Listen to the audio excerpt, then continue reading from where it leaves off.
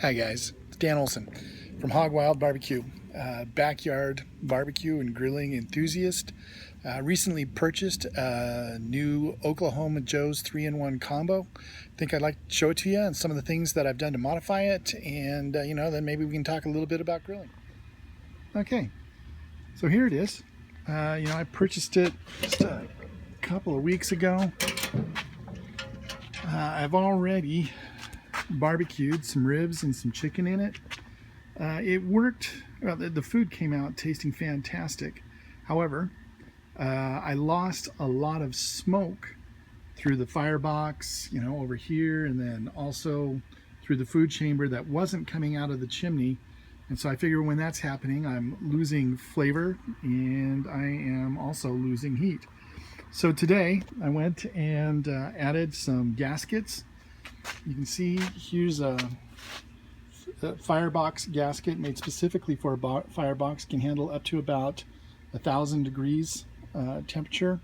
Use some RTV 650 Lava-Lock sealant on that. You want to make sure that if you're going to try and seal your barbecue to keep the heat and the smoke in, that you are using a food grade, food safe sealant when you do it.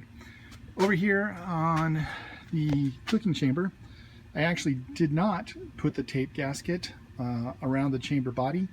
I intentionally put it up here on the lip. There's a couple of reasons for that. Let me tell you. I don't think, not currently planning on cooking directly in the firebox. I plan on putting the fire in there, the logs, the charcoal, but then cooking the meat over in this section. So I thought it was okay to put the gasket seal actually on the chamber body for the firebox. I'm not planning on direct cooking there, but over here is where I'm planning on doing the cooking. And obviously be taking food in and out of the chamber, which could be juices, could be liquids of some sort. I just thought that by putting the gasket up here on the lid of the chamber, it would keep liquids and juices and other things like that off of it. So recently did this. I need to let it wait for about 24 hours to cure, and then we'll come back and we'll take a look. Also, as you can see, I have a red bead down here. That's the RTV. There's my dog. RTV sealant that I put all the way around the chamber just to try and make sure that there's no smoke or heat escaping between the two portions of the body there. I mentioned that I barbecued ribs and chicken. The chicken, I could only, after about 4 hours of smoking, only had the internal temperature up to about 140. So I actually had to take it over here onto the grill side. The grill side is pretty amazing as far as heat goes. In fact, you might have a hard time keeping the heat below 350, and that's only if you turn on one of the burners and turn it all the way down. So I took the chicken out of the smoking chamber, put it into the grill to finish it off to make sure that I got it to the right temperature to eat. Hoping to be able to do all of the cooking on this portion of my combo grill. And so we'll check back in about a day to see how it went, and I'll talk to you in a little bit. Bye. Okay guys, it's a moment of truth. I've got my charcoal that's heating up right there.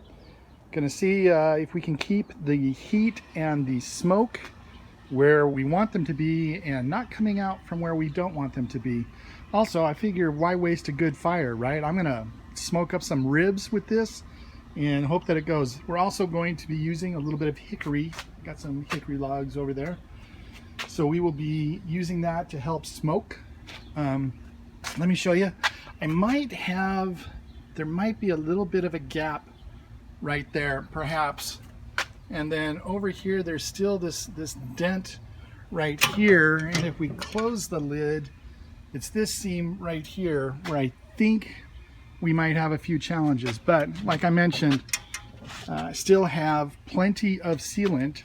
So, smoke, come out where you want. I have the ability to close you off, and I will. Let me show you a couple of other things that I've done. Down at the bottom there, you can see I just have a cheap aluminum foil cake pan. I have it in there for two reasons. One, it helps to raise up the grate a little bit better, which I'm hoping will improve oxygen flow. You can see on the left side there, I've cut out, I cut out the bottom so that it won't impede any oxygen as it's coming in, and raising up the entire lid a little bit, or the entire this grill surface right here up a little bit, should help with oxygen flow coming into it, so that the ashes that fall down afterwards, they won't be blocked, preventing more oxygen from coming in. Also, the cake pan is going to make cleanup much easier. Another, you get two grates that go right here in case you wanted to do direct cooking over the firebox. I figure I'm not going to do that. If I want to, charcoal, and I'll just use direct heat over here. So I had two extra grill plates. So you can find online, you can get baffles, tuning plates. The idea behind those is that it'll spread the heat evenly over the entire surface of your cooking area, right? Because the heat's coming in right here through the hole that's right here. So you would anticipate that the heat on this side is going to be much higher than the heat over on this side. So people buy tuning plates or manufacture tuning plates. If you buy them, they're probably about $100. The ones that I saw, I think I actually saw some for about 90, but still, it's $90. And I've got two extra grill plates that were right here. I took one of my grill plates and I wrapped it in aluminum foil. It's up against, flush against right here. So what's that going to do? That's going to take the heat and the smoke and it's going to push it down to here. So the heat's going to be entering the chamber at about this, almost the midpoint. Almost the midpoint of the smoking chamber, and that will help distribute the temperature evenly across the cooking chamber. That's my fix. We're going to see how that works. Another question, I figure I'd just mention this, why buy the Oklahoma Joe 3-in-1? I wanted a really nice barbecue grill. I like the idea that I can use the propane. Grilled up some hamburgers and hot dogs yesterday, and the propane side did wonderful on that. But it needed to be within my budget. I watch YouTube videos of other grill masters, pit bosses, and they're fascinating. I love watching them and learning from them. And they're always talking, oh, today we're going to use this smoker. And behind them, there's like 5 or 6 different smokers. And they probably all cost in excess of $1,000 each. Yeah, that would be nice. And and I'm glad that they're able to do that. I am not able to do that. This is in my budget. It is a very good, nothing but great reviews on it. Now I've made a couple of modifications. Modifications were $40 or so. And if that gets us to where we want to be, then life is good.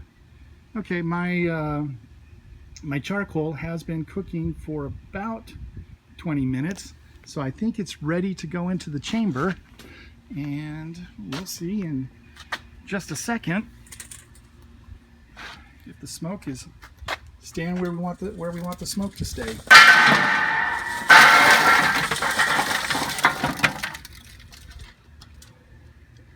Okay, so you can see the charcoal is going really well there. We're going to go ahead and we're going to add this piece of hickory, put it in right there. Want to leave the this door, the top lid, we're going to leave that open until we know that the log has caught fire completely, just to make sure that we are just to make sure that it's burning, right? So looks like it caught pretty quickly. Definitely have the flame going. So let's close up the lid and see where the smoke's coming out from.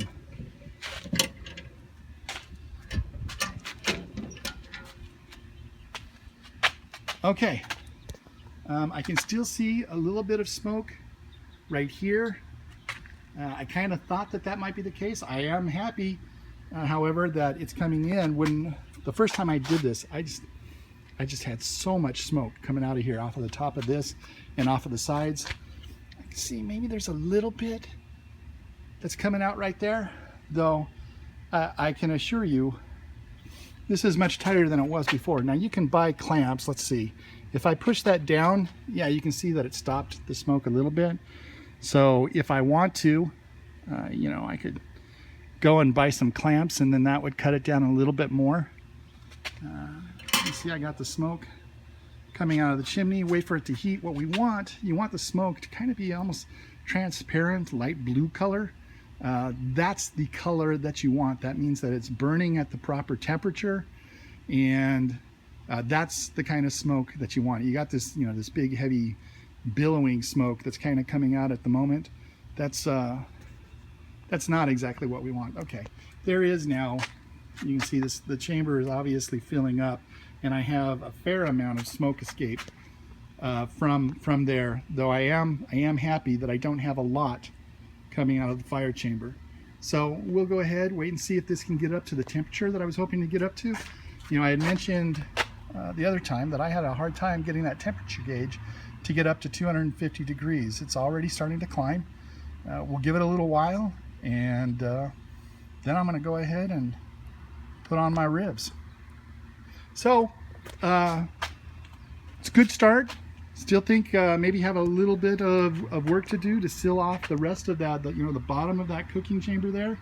But it is definitely a vast improvement over what it was last time.